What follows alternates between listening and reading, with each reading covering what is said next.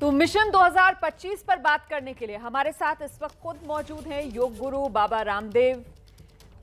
बाबा जी, बहुत स्वागत आपका एबीपी न्यूज में। देश आपका योगदान बेहतर तरीके से जानता है, पहचानता है। कैसे देश को निरोग बनाने के लिए घर घर आपने योग पहुंचाया और अब ये जो देश निर्माण के लिए आप लेकर आए हैं मिशन 2025, संकल्प लक्ष्य समाधान, तो क्या है ये पतंजलि का प्लान, जरा विस्तार से बताइए।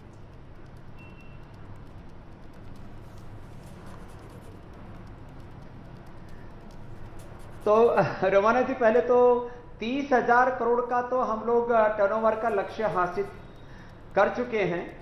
और जिस तरह से पतंजलि ने रुचि सोया कंपनी को टर्न अराउंड करके एक दिवालिया कंपनी का 16,318 करोड़ उसका टर्नओवर किया, 1,018 करोड़ का उसमें एबिटा जनरेट किया। और पतंजलि ग्रुप की तरफ से जो रुचि सोया के अलावा दूसरे जो हमारे प्रकल्प थे इस स्वदेशी से स्वावलंबी भारत के, आत्मनिर्भर भारत के निर्माण के लिए, कुल मिलाकर के 30,000 करोड़ का हम लक्ष्य हासिल कर चुके हैं।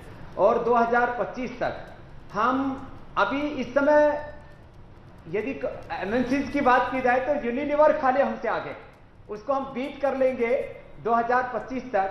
और देश यानी दुनिया की सबसे बड़ी फूड की, एफएमसीजी की, हेल्थ प्रोडक्ट्स की, न्यूट्रास्यूटिकल्स की कंपनी पतंजलि और रुचि सोया होगी। ये बहुत बड़ा दूरगामी लक्ष्य और आर्थिक और पारमार्थिक दोनों इसके पीछे उद्देश्य हैं। कि क्योंकि पहले पतंजलि एक लिमिटेड कंपनी थी, अब रुचि सोया को तो लिस्टिंग है ही ऑलरेडी जी, और उसमें भी 4,300 करोड़ का अभी एफपीओ आ रहा है। अभी पतंजलि को भी आगे लिस्टिंग की प्रक्रिया में कब कैसे लेकर के जाएंगे आगे जरूर बताएंगे। लेकिन एक बात मैं जरूर कहता हूं, हमने 2 लोगों से अपनी यात्रा शुरू की थी। मैंने हरिद्वार में यहां आज से 3 दशक पहले 2 लोगों को योग सिखाता था। 45 सालों से मैं योग मैंने किया है, करवाया है।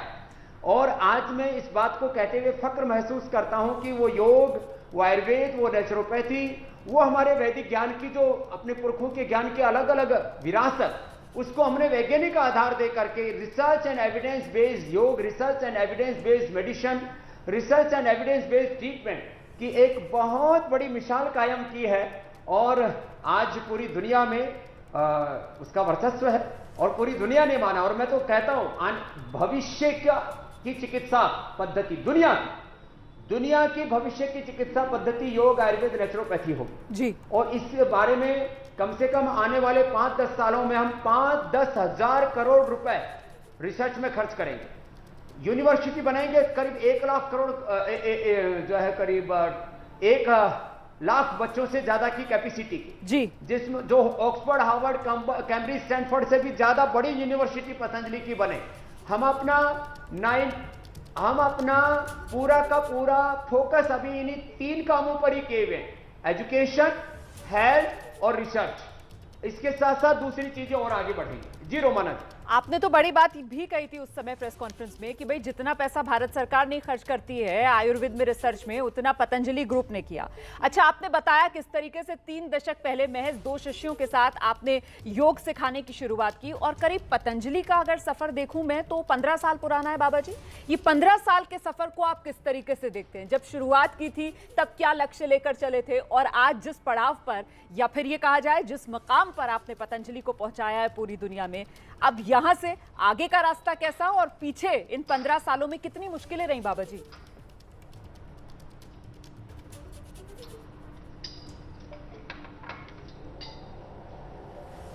देखो, मैं आम आदमी की लोक भाषा में बोलूं तो जब हमने ये काम शुरू किया था, शून्य से शुरू किया था। चवन्नी हमारे पास में नहीं थी, बाद में तो भारत सरकार ने चवन्नी भी बंद कर दी, जेब थी ही नहीं। हमने बिना साधनों के ये साधना शुरू की थी, लोगों का हम पर विश्वास जमा। रोमाना जी, एक अदनेसी सन्यासी को मैं आज से पीछे 18 साल पहले की बात कर रहा हूं, 100 करोड़ से ज्यादा मुझे उस समय, आज से करीब 18-20 साल पहले 100 करोड़ से ज्यादा लोगों ने मुझे डोनेशन दे दिया। और उसके द्वारा जो हमने ये काम किया, आज योग में, आयुर्वेद में, स्वदेशी में, भारतीय शिक्षा में, चिकित्सा में आज करीब 10,000 करोड़ रुपए से ज्यादा का अलग अलग सेवाओं में हमने निवेश करके और ये 30,000 करोड़ का जो टर्नओवर अभी बताया और आगे 50,000 1 लाख करोड़ कहां तक ये जाएगा, वह तो एक प्रवाह, काल के प्रवाह से हम आगे बढ़ेंगे। बहुत लोगों ने बहुत तरह की बातें की, स्वामी रामदेव की हैसियत क्या, औकात क्या। मैंने कहा मेरी औकात अपने आप में कुछ नहीं, मैं तो एक अदना सा सन्यासी हूं, अनपढ़ माँ बाप के घर सरकारी स्कूल गुरुकुल में पढ़ करके यहां पर आया हूं। मैंने कोई बिजनेस मैनेजमेंट नहीं पढ़ा, मैंने कोई जो है कॉर्पोरेट वर्ल्ड से कोई शिक्षा दीक्षा नहीं ली, और किसी की बैकिंग नहीं है मुझे, ना कोई पॉलिटिकल बैकिंग है, न किसी राजनीतिक आर्थिक घराने की बैकिंग है। लेकिन मैं इतने बात जरूर कहता हूं रोमाना जी, आज हमने कॉर्पोरेट गवर्नेंस क्या होता है जी, आज हमने प्रोफेशनल वर्किंग क्या होती है, ट्रांसपेरेंसी के साथ चीजों को कैसे किया जाता है, और मैंने कहा रिसर्च एंड एविडेंस और डेटाबेस। 10 करोड़ से ज्यादा लोगों का योग का डेटा, 5 करोड़ से ज्यादा लोगों का आयुर्वेद के उपचार जो हमने किए उसका डेटा, और यो तो मैंने कहा करीब 200 करोड़ लोग प्रत्यक्ष परोक्ष रूप से स्वामी रामदेव को जानते हैं। तो कई बार तो मुझे ऐसा लगता है ये हो कैसे गया। जब मैं पीछे मुड़ करके देखता हूं तो यहां तो रिसर्च लैब दिख रही है, हमको रहने के लिए एक झोपड़ी नसीब नहीं थी हरिद्वार में, हमको 10 बाई 10 की एक झोपड़ी नसीब नहीं थी। आज पूरी दुनिया हमको सराखों पर रखती है, तो हमें इससे अहंकार नहीं आता, इससे हमारी आंखें, हमारा सिर झुक जाता है कि इस देश के लोगों ने हमें कितना प्यार दिया, कि सब करने में हमको सक्षम बना दिया। एक सन्यासी को, एक आचार्य बाक्षी जी जैसे एक अदने से आचार्य को यह गौरव दे दिया कि आज पूरी दुनिया में योग का डंका, आयुर्वेद का डंका, भारत का झंडा को लेकर के खड़ा है। और एक सपना है आध्यात्मिक भारत और आध्यात्मिक विश्व का, एक संस्कार मूलक समृद्धि का, और उसको लेकर के हम आगे बढ़ रहे हैं। बहुत दूर जानी है यात्रा, लेकिन मैं इसमें इतना ही कह सकता हूं, तमाम चुनौतियों संघर्षों के बीच आगे बढ़े। आपको तो पता है रोमाना जी, आप साक्षी रहे हैं कितनी सामाजिक, आर्थिक, राजनीतिक, धार्मिक, सांस्कृतिक अलग अलग प्रकार की चुनौतियों को हमने झेला है, लेकिन कभी भी कोई फैनेटिक बात नहीं की। बिल्कुल, कभी भी किसी की हमने सांप्रदायिक भावनाओं को आहत नहीं किया, कोई सांप्रदायिक एजेंडा लेकर के नहीं चले, एक ही लक्ष्य लेकर के चले, कोई ढोंग आडंबर पाखंड विश्वास नहीं, कर्म ही धर्म है। कली युग को हमने करयुग करके दिखाया है रोमाना जी। बिल्कुल बाबा जी, अब 5 साल में आप लक्ष्य लेकर चले हैं 5 लाख रोजगार का, और हम तो ये सुनकर हैरान कि ये कोरोना काल जब लोगों की नौकरियां गई, पतंजलि एक ऐसे ग्रुप के तौर पर सामने आया जिसने लाखों लोगों को रोजगार दिया। जरा इसके बारे में भी बताइए।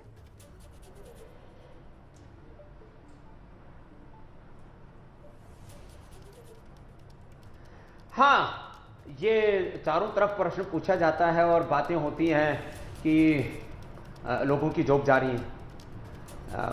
पहली बात तो रोमाना जी, कोरोना में काम करना कितना चैलेंजिंग था, लोगों के मैन्युफैक्चरिंग से लेकर के, सप्लाई चेन से लेकर के, और सारे इकोनॉमिक रिसोर्स से लेकर के सब कुछ पूरा एक ध्वस्त सा होता दिखता था। आज से 1.25 साल पहले का भारत जब मैं याद करता हूं, और चारों तरफ सन्नाटा, सुनी सड़कें, सारे ऑफिस, सारे इंस्टीट्यूशंस बंद, और उस सन्नाटे के बीच में हमने एक दिन भी विश्राम नहीं किया। आप देखते हैं मैं सुबह 4 बजे उठ जाता हूं, 5 बजे तो आस्था चैनल पर लाइव आ जाता हूं, उसके बाद में एबीपी से लेकर के अलग अलग चैनलों से लेकर के जब जो अवसर आया, सारे देश ने मुझे देखा है। वैसे तो मैं 45 साल से एक दिन भी आराम नहीं किया है, विश्राम नहीं किया है। हमने एक दिन भी पतंजलि रुचि सोया को बंद नहीं किया। अपने खुद की सप्लाई चैन, और उसका मैंने बताया था कि पतंजलि परिवहन का 548 करोड़ का टर्नओवर है, आने वाले समय में ये भी 1000 करोड़ तक जाएगा। 1000 से ज्यादा हमारे पास में ट्रक्स हैं, गाड़ियां हैं अपनी, उससे हमने सप्लाई चेन को बाधित नहीं होने दिया। जो भी पतंजलि में रुचि सोया में जाता था, या रिसर्च सेंटर को भी एक दिन बंद नहीं होने दिया हमने। स्वासारी और कोरोनिल खा करके, अणु तेल डाल करके अंदर भेजते थे। एक भी व्यक्ति को हमारी जो भी मैन्युफैक्चरिंग यूनिट है, आप पीआरआई है, पतंजलि है, आप देखते हैं ग्रामोद्योग है, यहां जो भी लोग सेवा दे रहे थे, हमने एक भी व्यक्ति को कोई कष्ट नहीं होने दिया।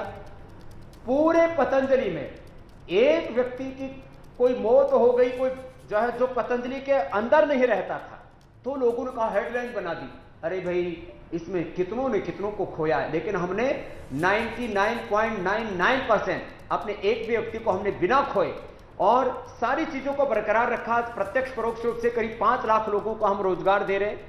माने जो है रॉ मटेरियल उपलब्ध कराने से लेकर के मैन्युफैक्चरिंग, सप्लाई चेन, डिस्ट्रीब्यूशन, सारे काम में। और जो आगे एडिबल ऑयल में भारत को आत्मनिर्भर बनाने की बात है, क्योंकि करीब 2 लाख करोड़ रुपए इंडोनेशिया, मलेशिया से लेकर के विदेशों में हमारा एडिबल ऑयल के लिए चला जाता है। पाम प्लांटेशन से लेकर के सोया, सरसों और सनफ्लावर, तमाम तरह के जो एडिबल ऑयल्स हैं, इसमें देश की आत्मनिर्भरता बने। तो हम एग्रीकल्चर से लेकर के, मैन्युफैक्चरिंग से लेकर के और तमाम के आज पतंजलि विश्वविद्यालय और भारतीय शिक्षा बोर्ड आदि से लेकर के आने वाले 5 सालों में हमारा लक्ष्य, हम 5 लाख लोगों को और रोजगार उपलब्ध कराएंगे। और खास बात ये आपको मैं बताना चाहता हूं रोमाना जी, हमारे यहाँ 25,000 रुपए से लेकर के और 5 करोड़ रुपए तक का पैकेज लेने वाले लोग काम करते हैं।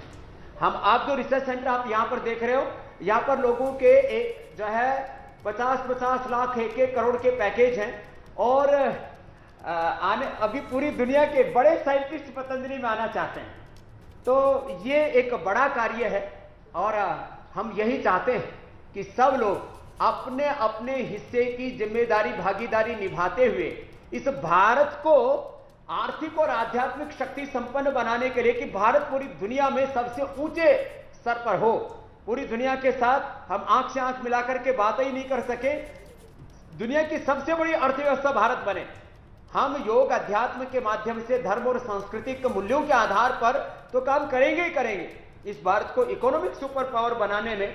और जो एक आर्थिक साम्राज्यवाद, पूंजीवाद जो एमएनसीज के द्वारा चल रहा था, उस सांस्कृतिक और आर्थिक लूट और गुलामी से भारत को बचा करके और इसको किस तरह से हम आगे लेकर के जाएं कि ये इकोनॉमिक का जो कॉलोनाइजेशन है ये खत्म हो और भारत आत्मनिर्भर बने। रोमाना जी बिल्कुल। बाबा जी, एक सवाल है लोगों के मन में आता है कि भाई खाद्य तेल के सेक्टर को अगर देखा जाए तो वहां कभी किसी ने सोचा ही नहीं, लेकिन योग गुरु बाबा रामदेव खाद्य तेल के सेक्टर में भी भारत को आत्मनिर्भर बनाने के मिशन पर जिस तरीके से आपने कदम बढ़ाया रुचि सोया के जरिए, इसका महत्व ये दर्शकों के सामने रखिए, क्यों जरूरी है?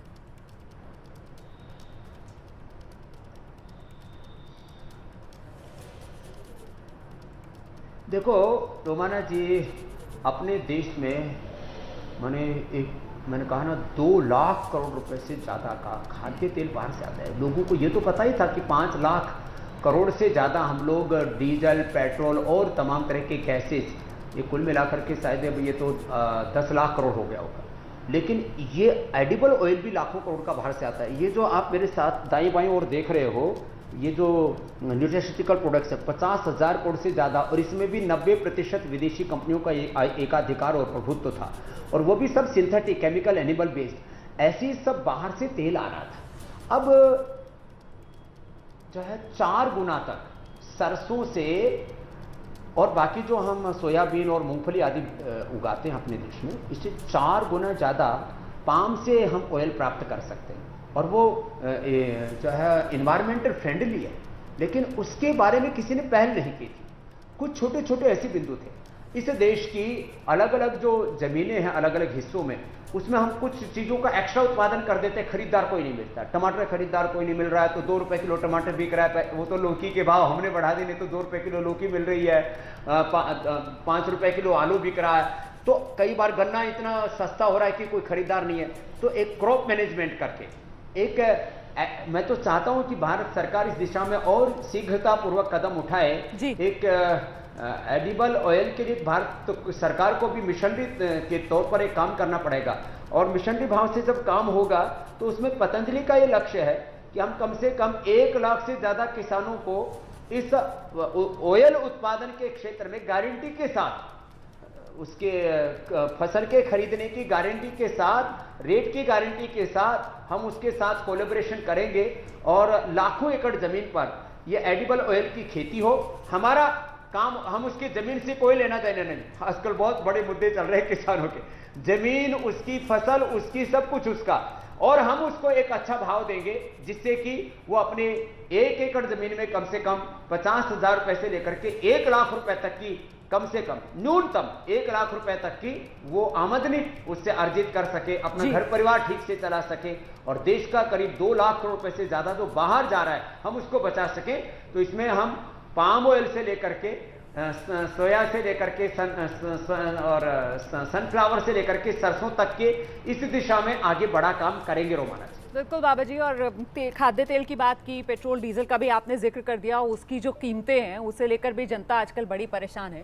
खैर वो एक अलग मुद्दा है। मैं जरा जनसंख्या नीति के बारे में आपसे एक टिप्पणी चाह रही थी। उत्तर प्रदेश सरकार जिस तरीके से जनसंख्या नीति पर कदम आगे बढ़ा रही है, उसी को लेकर हम देखते हैं एनडीए के ही मुख्यमंत्री हैं बिहार के अंदर नीतीश कुमार, उनकी तरफ से कहा जा रहा है कि साहब कानून के जोर पे नहीं बल्कि जागरूकता के जरिए अगर जनसंख्या नीति कंट्रोल करने की बात कही जाए वो ज्यादा बेहतर रहेगा। आपके हिसाब से क्या ज्यादा सही रहेगा, कानून के जोर से या जागरूकता से?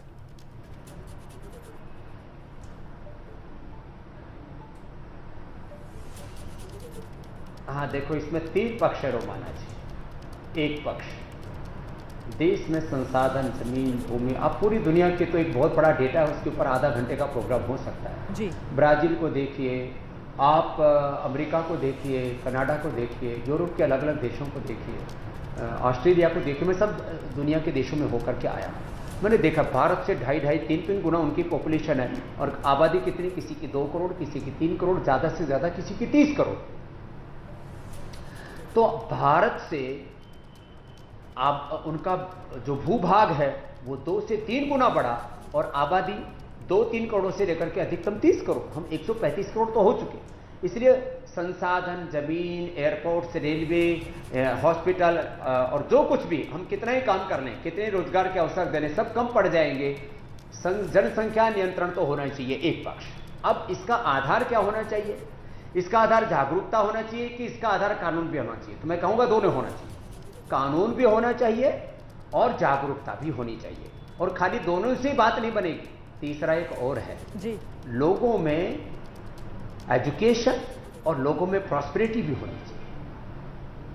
भूख, गरीबी, अशिक्षा जहां ज्यादा है वहां लोग ज्यादा बच्चे पैदा करते हैं। मैं इसको मजहबी तौर पर कतई नहीं देखना चाहता, और मैं चाहता हूं एक स्वस्थ दृष्टि के साथ इसमें संवाद होना चाहिए पूरे देश में, और सभी धार्मिक नेताओं को, सभी सामाजिक नेताओं को, और जो पॉलिटिकल लोग हैं, और मीडिया के भी, आप जैसे जो प्रबुद्ध पत्रकार, सबको एक स्तर से इस बात को इस रूप में लेना चाहिए कि हमारी जनसंख्या तो नियंत्रित होनी ही चाहिए। इसके साथ साथ मैंने कहा एजुकेशन भी देश में बढ़ना चाहिए, प्रॉस्पेरिटी भी देश में बढ़नी चाहिए, जागरूकता भी आनी चाहिए, और कुछ लोग फिर भी उसका पालन नहीं करते, और बाबा जी, कानून भी बनना, और बाबा जी सभी दिशाओं से काम होगा, तभी हम इस देश को एक गौरवशाली राष्ट्र बना पाएंगे। और बाबा जी बच्चे कितने अच्छे, मतलब यूपी सरकार जो नीति लेकर आ रही है, 2 के बाद तो ठीक है सख्ती की जा रही है, लेकिन साथ ही अगर एक बच्चा है तो उसे लेकर ज्यादा इंसेंटिवाइज करने का प्लान है परिवार वालों को। तो बच्चे कितने अच्छे,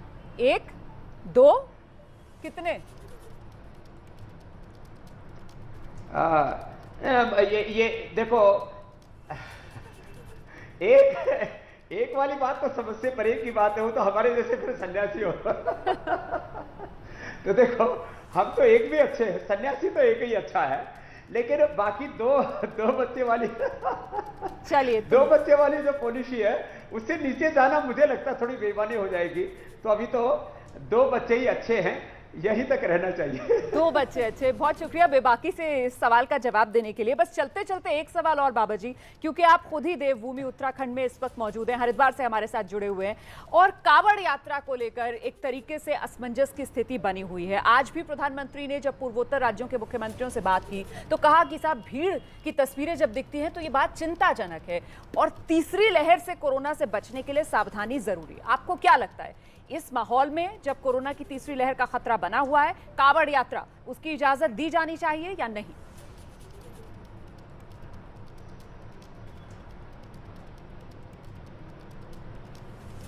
देखिए, प्रतीकात्मक रूप से इजाजत दी जा सकती है, वो भी आरटीपीसीआर टेस्टिंग के साथ में लिमिटेड लोगों को। तो जो भी हमारे किसी भी प्रकार के कार्य हैं, चाहे वो आर्थिक गतिविधियां हैं, चाहे शिक्षा की गतिविधियां हैं, मैं तो जब मीडिया से लेकर के हमारे जो है मैन्युफैक्चरिंग से लेकर के अब सभी चीजों को एक लिमिट के साथ खोलने की इजाजत है, तो इसको भी जो है सीमित संख्या में और कानून के साथ, आरटीपीसीआर टेस्ट के साथ और प्रतीकात्मक इसको अनुमति दी जाएगी तो कोई दिक्कत नहीं आएगी। भीड़ से निश्चित रूप से खतरा हो सकता है, और वो तो सभी जगह हमें खास करके सार्वजनिक स्थानों पर जिस तरह से भीड़ उमड़ती हम देख रहे हैं, तो तीसरी लहर जिसकी सोचे थी कि 3 महीने में आएगी, तो लगता है वो शायद महीने भर में दोबारा से ना लौटाए। इसलिए सब जागरूक रहें, योग करें, गिलोय तुलसी पिए और मस्त रहें, प्रसन्न रहें, हैप्पीनेस। बहुत बहुत धन्यवाद बाबा जी। इनर स्ट्रेंथ उसको बरकरार रखे रोमाना जी। बहुत बहुत धन्यवाद बाबा जी, बहुत धन्यवाद एबीपी न्यूज के दर्शकों के लिए समय निकालने के लिए। तो योग गुरु बाबा रामदेव को आप सुन रहे थे, बेबाकी से हर सवाल का जवाब दिया। अच्छा, जनसंख्या नीति पर बड़ी महत्वपूर्ण बात कहकर गए योग गुरु रामदेव कि बच्चे 2 ही अच्छे।